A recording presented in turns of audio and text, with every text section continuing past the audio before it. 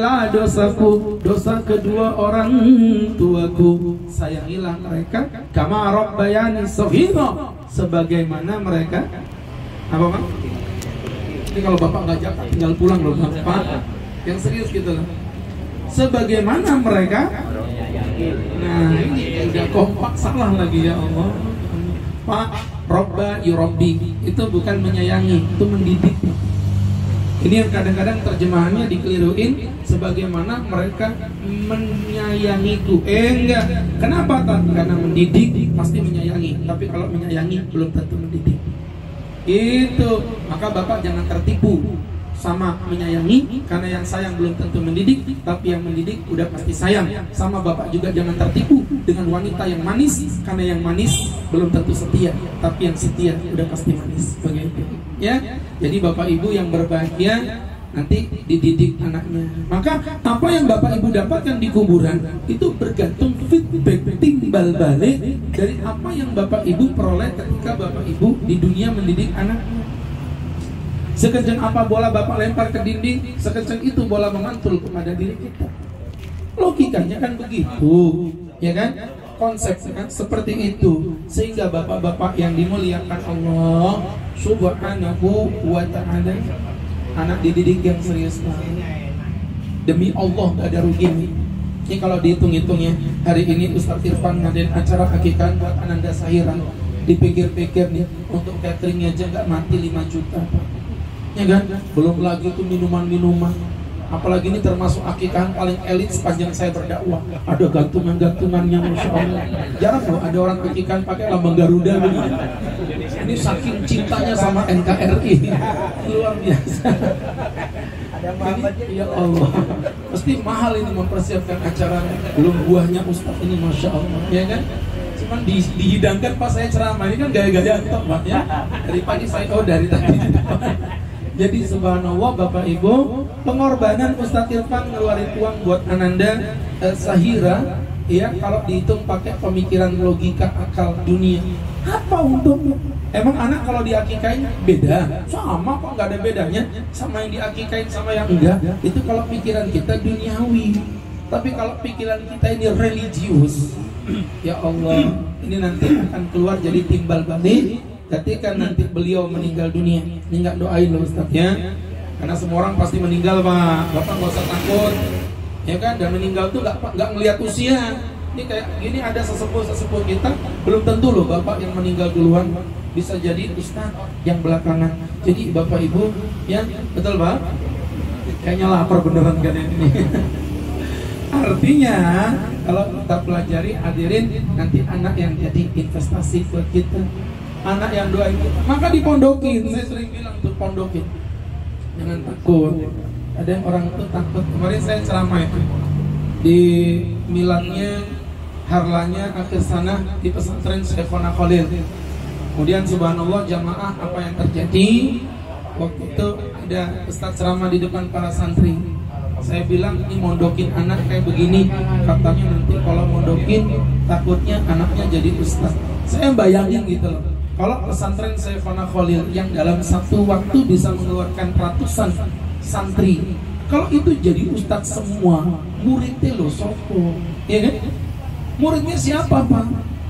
Saya bilang mondok nggak cetak anak jadi ustadz, nanti anakku jadi ustadz Pak Ustadz. Ya Allah ya Karim, siapa yang bilang begitu? Saya 3 bersaudara mondok, 3-tiganya. Kakak perempuan bukan jadi ustadzah, dagang. Adik saya pesantren, ya kan? Sama dengan saya, gelarnya LC juga dari Kairo, bukan jadi ustadz, jadi konsulat di Kementerian Luar Negeri, ya kan? Sekarang ditugaskan di KBRI Dubai. Dari 3 bersaudara yang jadi ustadz cuma saya. Itu juga nggak ada pilihan Pak. Kalau ada pilihan yang malas nyeramain kai-kai ngantuk begini. Jadi teman-teman yang berbahagia artinya apa? Ya, ayo didik anak di pesantren. Pak Ustadz, nanti kalau di pesantren saya takutnya anak saya kurang gizi. Astagfirullah. Pak, Bapak, ini yang ngomong depan Bapak ini mondok 12 tahun.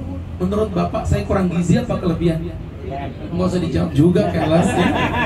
Jadi Bapak Ibu yang dirahmati Allah, ini body shaming ini ya. Maka berangkat dari situ, pondokin anak didik, nanti gede-gede jadi santri, solihah, penghafal Quran, Masya Allah, bahagianya luar biasa. Nah maka dari situlah pendidikan sudah dimulai sejak ini di dalam Islam. Apa saja pendidikan yang diberikan pada saat sang jabang bayi lahir, Islam sudah memberikan ketentuan.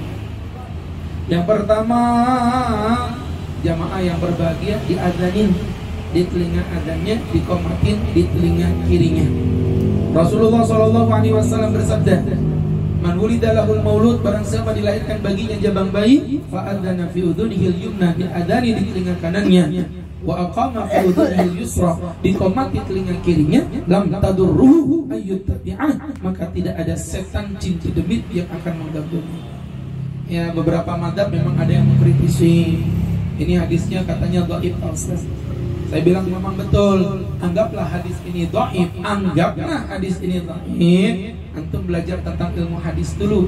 Ternyata mayoritas ulama fikih menyatakan mempergunakan hadis dhaif dalam fadailul amal, dalam fadilah amal. Jadi jangan gerusak-gerusuk dengan hadis dhaif. Dhaif itu bukan maudhu. Kalau maudhu itu hadis palsu Pak, nggak boleh digunakan walaupun isinya kebaikan.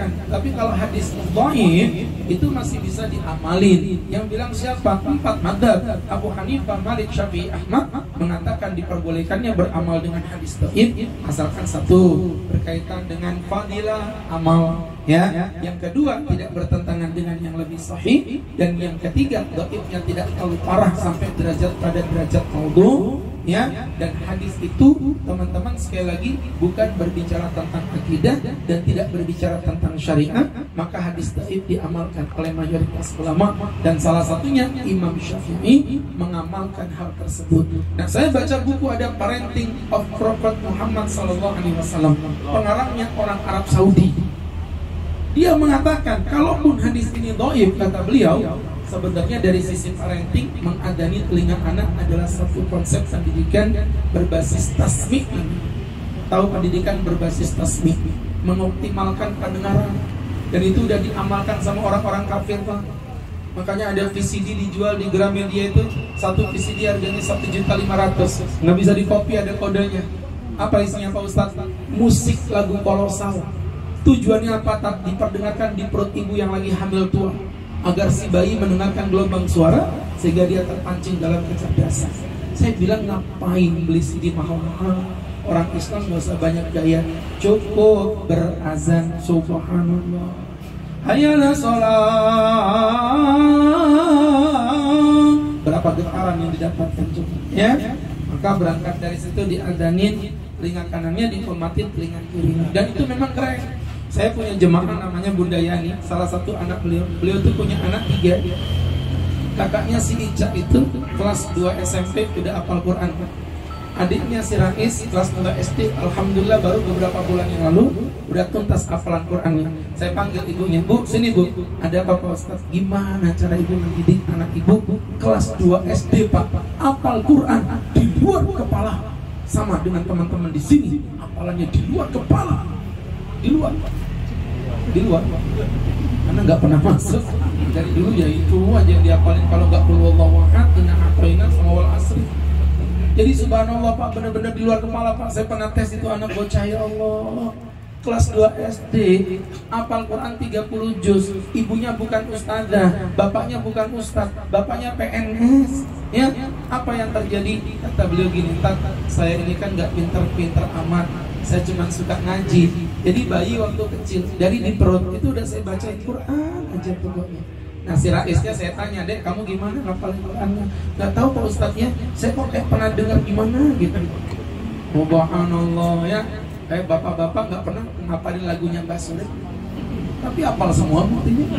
Ya kan, tak gendong, apa Pak? Tuh kan apa? Kenapa? Karena Bapak sering mendengarkan. Nanti punya anak penghafal Quran tuh, ya Allah, Bapak tidur di kamar, anaknya di ruang tengah. A'udzu billahi minasyaitonir rajim. Bapak di kamar, ya Allah, nah suara. Bismillahirrahmanirrahim.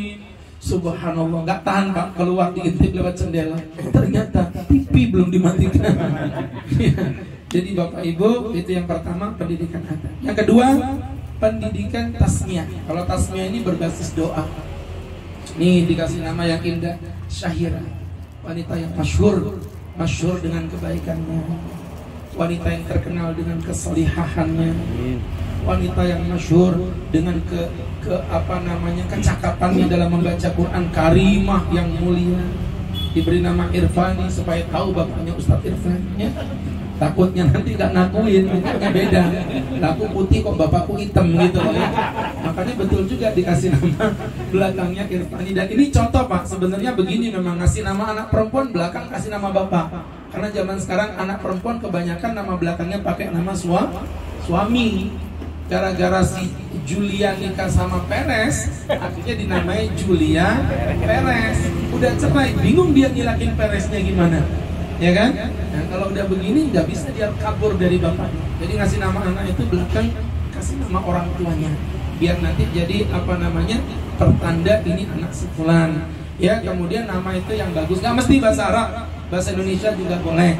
Yang penting namanya yang bagus, gitu ya. Namanya siapa? Nama saya Selamat Pak Ustadz, tolong diganti. Gak usah, Selamat itu bagus. Mau kerja, Selamat. Mau kabur, Selamat. Kawin lagi, Selamat. Cocok sudah. Suaminya Selamat, istrinya Sabariah. Sabar begitu. Kecuali kalau jelek Pak, kita gantinya. Namanya siapa Mas? Tony Pak Ustadz. Oh Tony nggak apa-apa, nggak usah diganti. Nama panjang kan, Saitonir Rojim.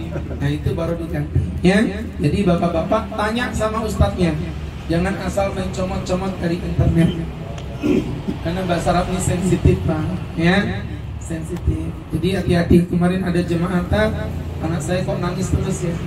Siapa sini kita doain namanya Nurul Kalbi. Astagfirullah. Oh, ibu ngerti artinya? Cahaya anjing loh Bu. Ustadz bercanda, serius? Lah kok bisa Pak? Malaikat, kamu dapat nama dari mana? Dari internet Pak Ustadz. Apa artinya? Cahaya hati. Itu Nurul Qalbi. Qalbi hati. Kalau kalbi anjing. Jadi anak saya kan, ya cahaya anjing. Pantesan Pak Ustadz, tiap malam dia selalu batuk. Begitu ya. Namanya cahaya anjing ya. Baik, ini nama yang bagus. Dan tolong ya, ini kayak gini Syahira, panggilannya Syahira. Jangan dipanggil Rara, nggak boleh gitu. Kadang kita suka nama itu dipotong-potong. Abdullah jadi Dolor, Yusuf jadi Cecep, apalagi Muhammad jadi Mehmet. Nggak boleh Pak. Anak saya itu yang kedua namanya Syahla, uminya itu manggil Lala. Jangan panggil Syahla. Salah itu artinya mudah. Saya kasih nama arti mudah supaya hidupnya mudah. Tiap orang manggil jadi doa. Syahla, hei anak muda. Begitu. Oh panggil Lala. Itu tidak. Begitu. Artinya berubahnya. Yang kedua. Yang ketiga, akikoh, pendidikan berbasis rahmah. Gara-gara Ananda Syahira lahir, akhirnya bapak-bapak mulai bisa mencicipi daging kambing. Ini bukti berkah dari Ananda Syahira lahir. Kalau bukan karena Syahira lahir, saya nggak yakin Ustadz Irfan ngundang kita makan kambing. Paling mentok-mentok ayam dibagi 16 ya. Jadi bapak-bapak yang berbahagia, ini gara-gara Syahira lahir. Masalah kolesterol lupain dulu lah, nggak apa-apa ya. Karena kolesterol itu insya Allah nggak ada. Kemarin saya protes di hari jadi kesehatan nasional yang diadakan di DOM. Di depannya ribuan dokter, saya bilang, siapa yang bilang kambing mengandung kolesterol? Awas sini kita debat ilmiah. Kambing makanannya Rasulullah tidak mungkin mengandung kolesterol. Kambing itu tidak mengandung kolesterol. Kambing itu mengandung anaknya kambing. Ya. Betul. Lah bingung dia. Kayak gini udah acara kalau tanggung belum sarapan, belum makan siang ya. Betul Pak ya? Kambing mengandung anaknya kambing. Kambing tidak mengandung kolesterol Pak. Ini serius ini. Asalkan Bapak habis makan beraktivitas. Kita enggak makan kambing, yang dimakan jeruannya jangan. Bapak makan tuh dagingnya. biarkan jeruan saya yang makan ya.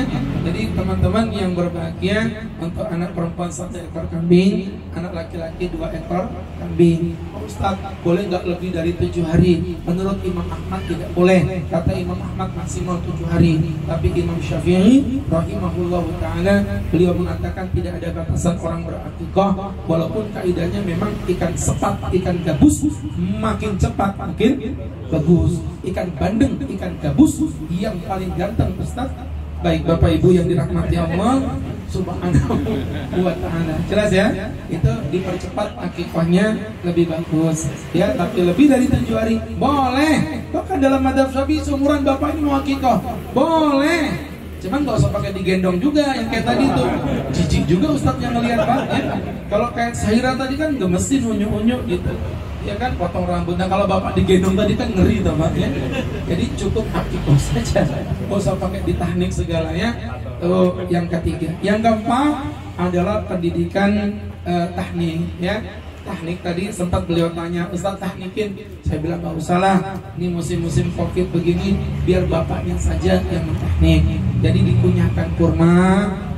Kalau nggak ada kurma boleh pakai madu, nggak apa-apa Pak, yang penting manis. Jadi mohon maaf ya, itu kadang-kadang sempat juga saya berdebat kemarin diundang ceramah di Green City. Yang tuan rumah itu dokter Pak. Waktu saya kasih teknik madu dia protes. Pak Ustadz, menurut saya dokter spesialis penyakit dalam, nggak boleh Pak Ustadz anak kecil dikasih madu. Dok, pertama ini kan cuma sedikit. Nomor 2, madunya madu yang asli, jangan madu yang palsu. Kalau madu yang asli dok, yang satu ditaruh kulkas nggak bakal kering, karena nggak mengandung air Pak. Kami di Yaman dulu namanya Wadi Dauan. Itu madu terbaik di muka bumi itu ada di Yaman. Namanya di daerah Dauan. Ya, jadi teman-teman ditaruh kulkas sampai berbulan-bulan nggak bakal beku. Yang kedua, taruh di luar nggak bakal dikerubungin semut karena nggak ada gulanya, asli itu ciptaan Tuhan. Dan yang ketiga, ciri madu asli kalau bapak bawa pulang bapak ditamparin sama istri, itu berarti madu yang asli. Tuh masih belum nyambung dia, masih belum nyambung ya. Kalau bapak belum ditamparin sama istrinya, itu berarti madu yang palsu ya. Seperti itu. Jadi Bapak Ibu dikasih madu. Itu pendidikan apa tak? Kalau tadi nama pendidikan doa, adzan pendidikan tasmih, akikah pendidikan keberkahan. Kalau tahnik ini pendidikan kepada anak bahwa kamu segede apapun nanti, Sahira mau jadi dosen, Sahira mau jadi seorang ustazah, Sahira mau menjadi hafidhah, jangan sombong nak. Di mulutmu ada liur bapakmu, di mulutmu ada liur ustazmu, ada liur kiaimu, menjadi keberkahan. Dan itulah yang dilakukan oleh Nabi, karena yuhanniku auladal ansor. Nabi selalu mentahnik anak-anak ansor, dikunyahkan kurma, diletakkan di langit-langit mulutnya, nanti anak kecil itu otomatis akan menyesatnya. Kemudian yang berikutnya pendidikan tahlik, dipotong rambutnya. Jadi tadi dipotong rambut, itu tadi simbol. Sebenarnya yang dipotong semuanya Pak ya. Tapi kenapa tadi kok dicontohnya cuma sebagian Pak Ustadz? Berarti Ustadz tidak menjalankan sunnah. Karena saya tukang ceramah, bukan tukang cukur ya. Jadi nanti yang nyukur siapa? Ya bapaknya. Wong dia yang buat kok saya yang mikirnya. Jadi bapaknya yang nyukur rambutnya. Nanti rambutnya Sahira ditimbang. Tuh ya kan? Ditimbang. Nanti kemudian diganti dengan ongkos harga perak kalau nggak punya uang, tapi kalau punya rezeki diganti dengan ongkos harga emas. Misalnya rambutnya tadi saya perkirakan misalnya 1 gram, ya 1 gram emas itu diganti diberi kepada orang miskin, ya kan? Ini beda ini kalau anak pertama siapa namanya? Aska itu rambutnya tipis karena waktu itu bapaknya ustadznya masih belum terkenal. Tapi kalau Sahira saya lihat tadi rambutnya tebel karena dia udah tahu bapaknya makin viral di Balikpapan, ya kan? Katanya Ustadz Zainuddin Balikpapan gitu. Akhirnya jadwal saya mulai tergeser semua. Jadi subhanallah, bapak-bapak yang berbahagia, makanya Sahiranya paham rambutnya ditebelin, memang kapok memang kamu Pak ya, biar keluar duitnya banyak sekalian gitu. Dan yang terakhir Pak, ini udah terakhir, ayo semangat, udah terakhir ya. Ini kalau udah dengar terakhir dia matanya terang ya. Ya Allah, padahal yang terakhir ini mau Ustadz bagi jadi 15 bagian ini Pak. Ya kurang lebih ya setengah 3 lah kita selesai Pak ya. Setuju Pak? Saya yang nggak mau Pak ya. Jadi Bapak Ibu, yang terakhir adalah pendidikan berbasis rodok susuan.